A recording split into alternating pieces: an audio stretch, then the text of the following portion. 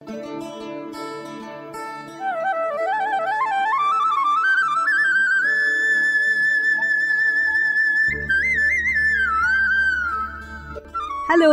Radio जयंतच्या आनंदी कट्ट्यावर मी अनुराधा आपणा सर्वांचं मनपूर्वक स्वागत करते.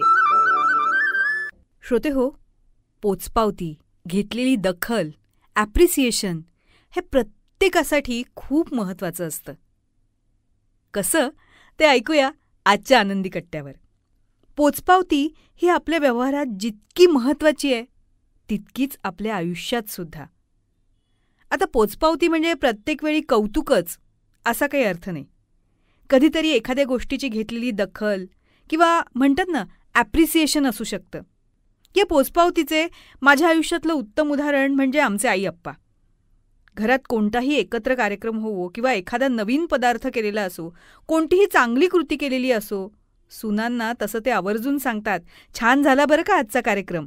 आणि मग त्यांच्या या शब्दांनी कार्यक्रमामुळे झालेली दमणूक एकदम निघून जाते आणि पुन्हा पुढचा कार्यक्रम करायला आणखी उत्साह येतो.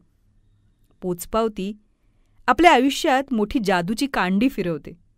एखाद्याला त्याच्या छोट्या छोट्या गोष्टीचं ॲप्रिसिएशन देऊन बघा, अगदी मनापासून त्याच्या चेहऱ्यावर कसं हसू फुलतं ते. लहानांपासून मोठ्यांपर्यंत अगदी लहान गोष्टींपासून मोठ्या गोष्टींसाठी ही पोचपावती खूप मोठा परिणाम करून जाते आणि छान आठवण मनात ठेवून जाते. एखादं मोठं प्रोजेक्ट कंप्लीट केल्यानंतर बॉसनं त्याची घेतलेली दखल असो किंवा वर्गात छान निबंध लिहिलास हो असं म्हणून बाईंची मिळालेली शाबासकी असो, घरात खपून केलेल्या पदार्थाची घरातल्यांनी केलेली स्तुती असो किंवा कधीतरी नवीन साडी नेसल्यावर न बोलता दिलेली दाद असो. ह्या पोचपावतीसाठी माणूस फक्त जवळचाच पाहिजे असं नाही. कधीतरी आपल्याच दुकानदाराला म्हणावं की, काका तांदूळ चांगले होते हं तुमच्याकडनं घेतलेले. सामान्य माणसांपासून अगदी कलाकारांपर्यंत या पोचपावतीची गरज असतेच. ही दखल घ्यायला आणि द्यायला वयाचं बंधन मात्र कधीच नसतं. काही नातीनं ही पोचपावतीच्या पलीकडची असतात, पण तरीही अधूनमधून याचा शिडकावा नात्यात नक्कीच आनंद देऊन जातो. बरेचदा सततच घेतली जाणारी दखल काही खरी वाटत नाही आणि तसं करूही नये, कारण पोचपावती जितकी उत्स्फूर्त तितकीच जास्त खरी. पोचपावती फक्त शब्दातूनच नाही तर डोळ्यातून, कधी कृतीतून, स्पर्शातूनही व्यक्त व्हावी. जसं जसं ज्याच्याशी नातं तशी तशी ती पोचवावी. कधी योग्य आदर ठेवून, कधी गळा मिठी मारून, कधी चामारी भारीच काम केलंस तू आवड्या अशी वेगळ्या भाषेतूनही यावी. माणूस जितका दिलखुलास तितकीच ही दाद उत्स्फूर्त. आणि महत्त्वाचं म्हणजे ती स्वीकारणाराही तितकाच. आताच्या मुलांच्या भाषेत म्हणायचं म्हणजे कूल ड्यूड हवा.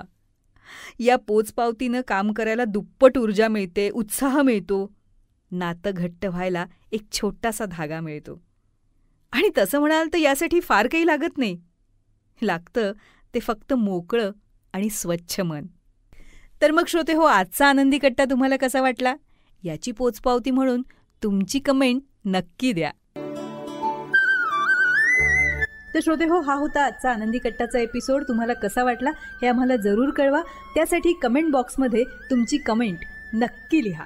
त्याचबरोबर रेडिओ जयंत शेअर करा, सबस्क्राईब करा आणि हो, नोटिफिकेशनसाठी बेल आयकॉनवर नक्की क्लिक करा. पुन्हा भेटूया पुढच्या भागात. तोपर्यंत नमस्कार.